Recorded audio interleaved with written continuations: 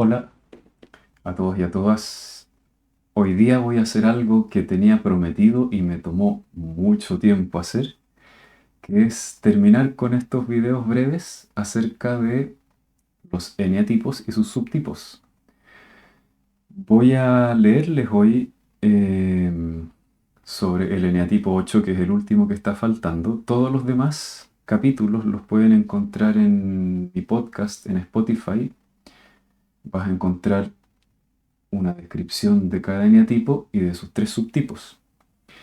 Esta vez, en todo caso, no voy a leer estos volúmenes tan grandiosos que se han estado escribiendo acerca de cada uno de los eneatipos. Este, por ejemplo, es el del eneatipo 7, porque, bueno, ya salieron todos los volúmenes excepto el eneatipo 8. Entonces, para el eneatipo 8 voy a usar otro libro de Claudio Naranjo también, que se llama 27 personajes en busca del ser, y tiene una muy buena descripción del eneatipo 8 y sus tres subtipos. Em, es un poco más breve el texto de lo que se encuentra en los otros libros, entonces voy a también, mientras voy leyendo, tomarme la libertad de explicar algunas otras cosas sobre el eneatipo 8 que no están en el texto. Así que vamos a comenzar. El eneatipo 8 se llama la lujuria. Dice lo siguiente: la pasión lujuria denota una pasión por el exceso, una pasión que busca la intensidad, no solo a través del sexo, sino en todo tipo de estímulos: la actividad, la ansiedad, las especias, la alta velocidad, la música a todo volumen, etcétera. Es importante comprender eso, que en el caso del eneatipo 8 es una especie de adicción a tener experiencias intensas. Eso es la lujuria. Es alguien que ha perdido contacto con esas dimensiones más sutiles de su ser. Por ejemplo, el amor, la ternura, la sintonía en el vínculo son experiencias más sutiles, no son experiencias que están cargadas de intensidad. Entonces al eneatipo 8 le pasa que, perdiendo contacto con ese lado más suave, vulnerable, sensible de su ser, se siente desconectado. Y esa sensación de desconexión con eso la compensa buscando la intensidad en todo. Ha transformado la intensidad del sufrimiento en intensidad de la satisfacción, de los sentimientos, del placer y de la guerra contra los abusos que sufrió. En todos los eneatipos 8 ha sucedido en una gran medida que han vivido en entornos en donde ser débil lo vivieron como la causa de ser abusado, maltratado. Entonces es como si la persona dijera: yo no debo ser débil, yo no debo ser blando, tengo que tener poder, tengo que ser fuerte y estar por encima siempre. Entonces la lujuria, además de ser una pasión por la intensidad, es una pasión por estar en un lugar de poder, porque eso te hace sentir menos vulnerable. Entonces lo que más rechazan los eneatipo 8 es eso blandito que todos tenemos, ¿no?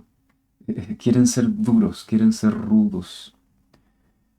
Eh, y la búsqueda de intensidad también es algo que te hace sentir poderoso y fuerte. Por eso los eneatipo 8 muchas veces son capaces de hacer cosas que nadie puede. Pueden hacer esfuerzos que nadie puede hacer. Pueden, no sé, construir un edificio en un día, ¿no? Tienen una cosa así como muy potente porque tienen una adicción a demostrar su propia fuerza y su propia potencia. El eneatipo 8 es un carácter excesivo. el más impulsivo de los caracteres de acción. El consumo de energía, la búsqueda de estímulos intensos, la atracción por la violencia y el riesgo, y la manifestación efusiva del entusiasmo son expresiones típicas de la lujuria. La lujuria se manifiesta a través de una tendencia incontrolable hacia la satisfacción de los impulsos y necesidades. Una búsqueda incesante de placer, entendido no como entrega a los sentimientos ni como bienestar, sino más bien como experiencia intensa que devuelve al individuo la sensación de estar vivo y que puede ir más allá de la barrera de la dureza y la insensibilidad. Entonces esto tiene que ver con lo que explicaba recién. Eh, en esta búsqueda de lo intenso, el eneatipo 8 se demuestra a sí mismo lo poderoso y potente que puede ser. Y aquí hay otro rasgo importante, dice, hay una tendencia incontrolable hacia la satisfacción de los impulsos. Aparentemente, eso los hace ver a los ojos de los demás como personas que son muy libres, porque la mayoría de los otros eneatipos reprimen demasiado la satisfacción de sus impulsos. Acá ocurre lo contrario, es como una alianza con el animal interno, como si la persona dijese, si tengo hambre, tengo que satisfacer mi hambre por completo. ¿Sí? La mayoría de los otros eneatipos, cuando dicen tengo hambre, dicen, bueno, tengo hambre, pero quizás no sería tan bueno satisfacer toda mi voracidad. Y esa tendencia a satisfacer cada uno de los impulsos está al servicio de compensar esa sensación de no sentir, porque tienen una capa de protección que los aísla de su sensibilidad. Entonces, así me puedo sentir vivo y al mismo tiempo es una forma de sentir su poder. En síntesis, podríamos decir que su pasión consiste en obtener aquí y ahora satisfacción y gratificación, como un adolescente. El futuro no existe y el pasado no es necesario. Es pragmático y concreto. Hay que resolver el problema inmediatamente. Y el problema es su necesidad de poseer y obtener satisfacción. La herida es una ofensa recibida, un abuso. El 8 siente y vive con la convicción de que debe ser inmediatamente indemnizado. Por eso la otra palabra clave que Naranjo le da al eneatipo 8 es la lujuria y el castigo. Entonces es como la sensación, recibí un abuso, fue injusto lo que me hicieron.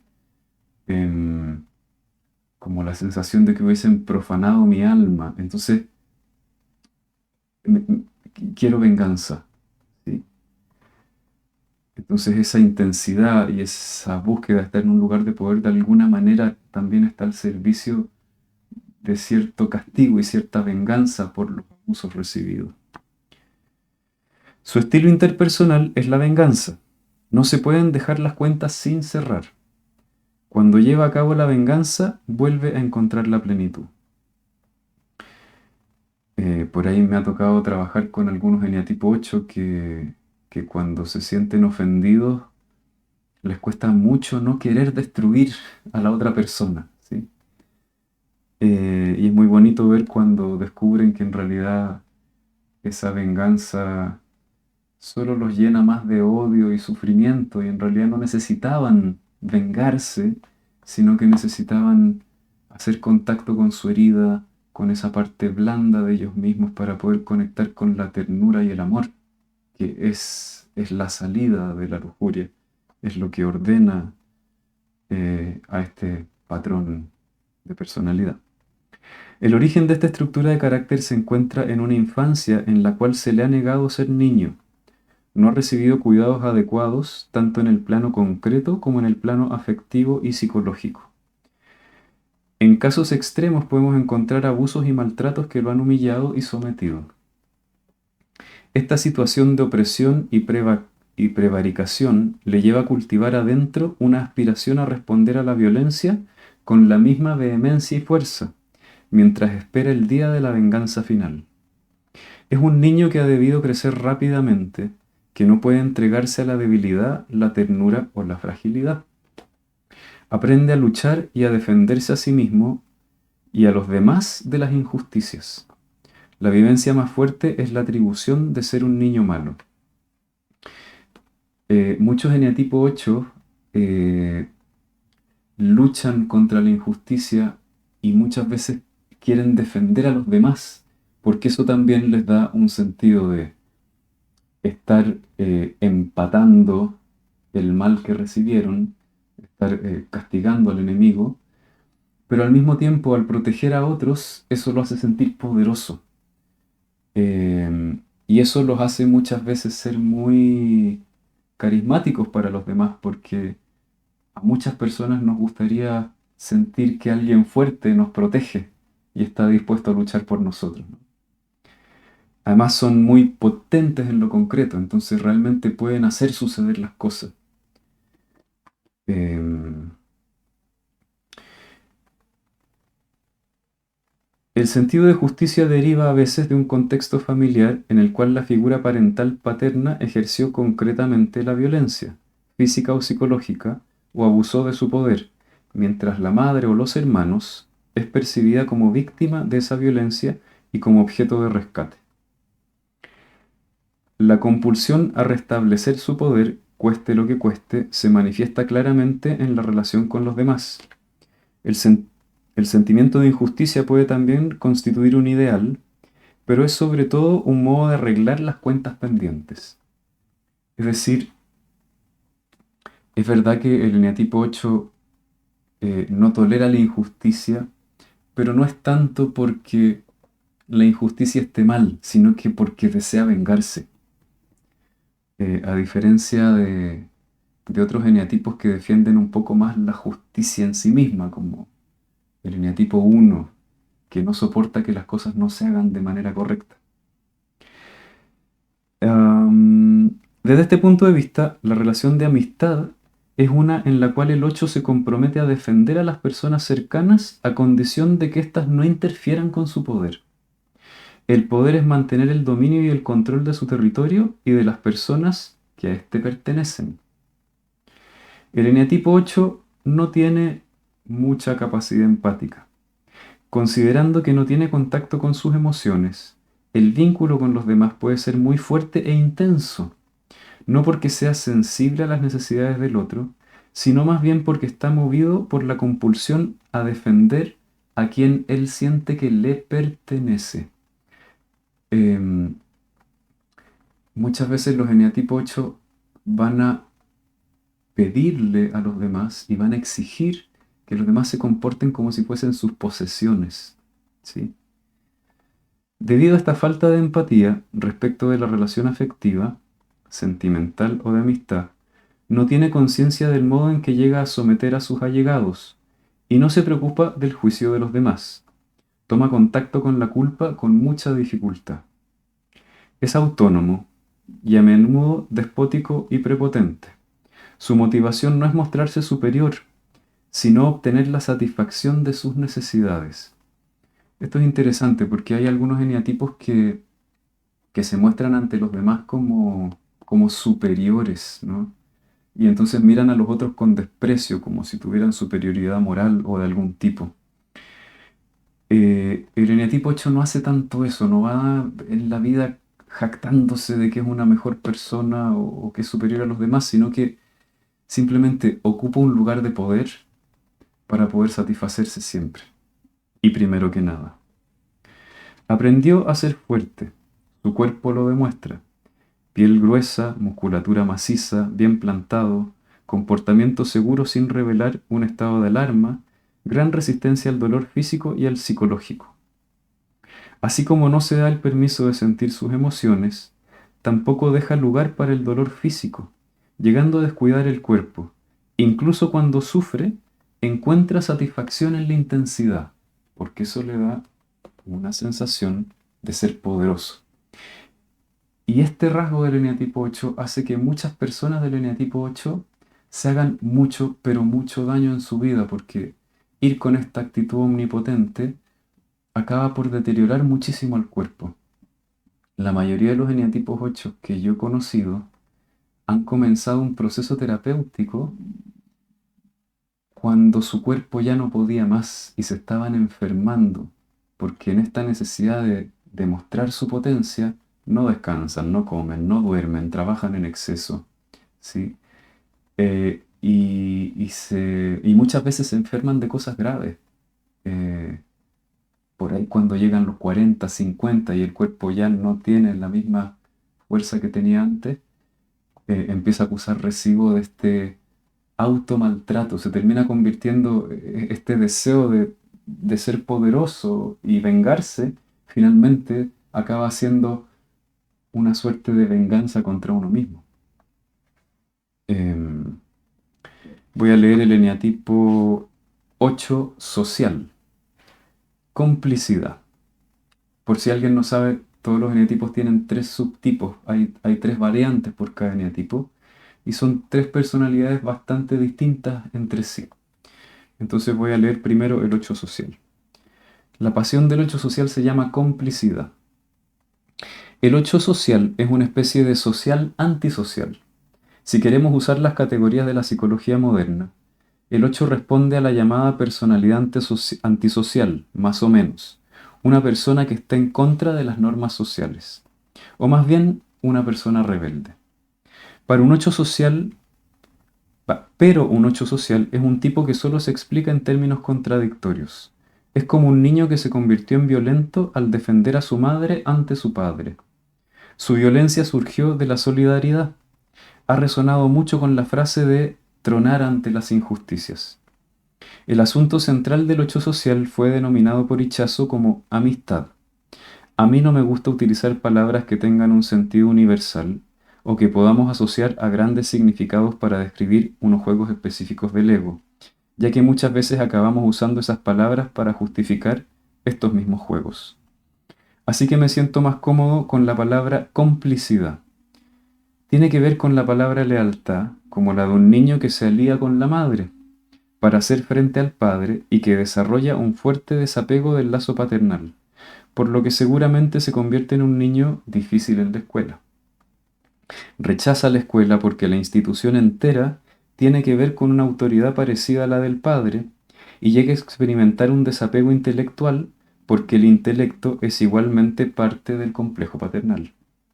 No en vano, la cultura patriarcal está compuesta de intelecto, autoridad y control de los impulsos. Mientras al 8 social, con la mente de un freudiano, se entenderá mejor el concepto de la complicidad. Podríamos hablar de un complejo de Edipo. Podríamos decir que el chico necesita el amor de su madre y que no tiene ninguna esperanza de encontrar amor en el padre. Por lo tanto, concluye, voy a juntarme con mi madre contra mi padre. Voy a proteger a mamá y voy a conseguir el amor de mamá. Si entramos en la psicodinámica freudiana, también podríamos añadir que este mecanismo, después de todo, no está compuesto de pura lealtad, sino que se trata de un asunto de interés propio. Y ojo, que yo he visto también la configuración contraria, que hay mamás muy maltratadoras y el niño se vuelve en contra de mamá y se alía con papá. Y quizás eso se da un poco más en las niñas. Pero para cualquier persona de este carácter es muy difícil ir más allá de la experiencia sentida de una simple lealtad. Si preguntáramos a Karl Marx sobre la naturaleza de su solidaridad con los explotados, no creo que se mostrara receptivo al reproche freudiano, que diría que simplemente se juntó con su madre en contra de su padre explotador, o que su afinidad con su madre era edípica y tenía algo que ver con su propia necesidad de amor. Es difícil hacer consciente a un 8 de su necesidad de amor. Todos somos movidos por el amor. Cada forma de personalidad perturbada es una alteración en la manera en que actuamos para encontrar amor. Uno actúa siendo demasiado lindo o demasiado bueno en la escuela, otro es demasiado perfecto en su moralidad, etc. En un 8 parece que el asunto principal es la renuncia, el abandono del amor. Él piensa que es mejor ir por poder, ir por placer, ir por lo que quiere, en vez de esperar amor, en vez de ponerse sentimental. Para un 8, las personas que buscan amor son sentimentales, así que un 8 es un carácter que se desvía hacia lo cínico, hacia lo áspero, hacia la dureza. Y seguramente ese es uno de los motivos por los cuales se los ve tan poco en terapia, en procesos terapéuticos. Yo en los 15 años que llevo haciendo terapia he tenido 3 eneatipo 8 en terapia y de estos 3 solo uno ha podido hacer un trabajo más profundo. De paso, los 8 no suelen interesarse en actividades relacionadas con el autoconocimiento, ya que para ellos es un poco más duro desarrollar este tipo de insights en su propia vida emocional. Tienen mucha represión del lado tierno, como si hubieran tenido que enterrar a su niño interior para poder salir a la vida de forma armada, hacia una lucha por la existencia, rojo en dientes y uñas, como dicen los darwinistas. Un 8 es alguien armado hasta los dientes. Vamos con el siguiente subtipo. El 8 sexual se llama posesividad. Un 8 sexual tiene una tendencia al desapego social. Es una persona rebelde, mucho más que los otros 8. También es una persona más provocativa, que hace ostentación, que proclama que sus valores son diferentes a la norma. Esto ocurre con todos los 8, pero en el subtipo sexual, esta tendencia se convierte en un claro desapego del intelecto. La palabra para definirlo es posesión. Yo solía pensar que esto también tenía que ver con posesiones físicas, pero después me di cuenta que esta pasión se circunscribe en agarrar al otro. El 8 sexual es muy posesivo en sus relaciones. A veces he oído a algunas personas que tienen un vínculo con un 8 social sentir que el otro se siente dueño de ellas. Perdón, con un 8 sexual. Em, Esta palabra también tiene que ver con tomar posesión de la escena entera. El 8 sexual siempre quiere ser el centro. Siempre es fascinante. Su poder procede de una seducción mayor, de un poder de fascinación mayor, que les diferencia estilísticamente de otros. Los otros subtipos no tienen tantos colores en las plumas. En relación a los otros subtipos, el sexual es el más emocional, mientras que el de conservación es pura acción y el social es el único 8 más intelectual.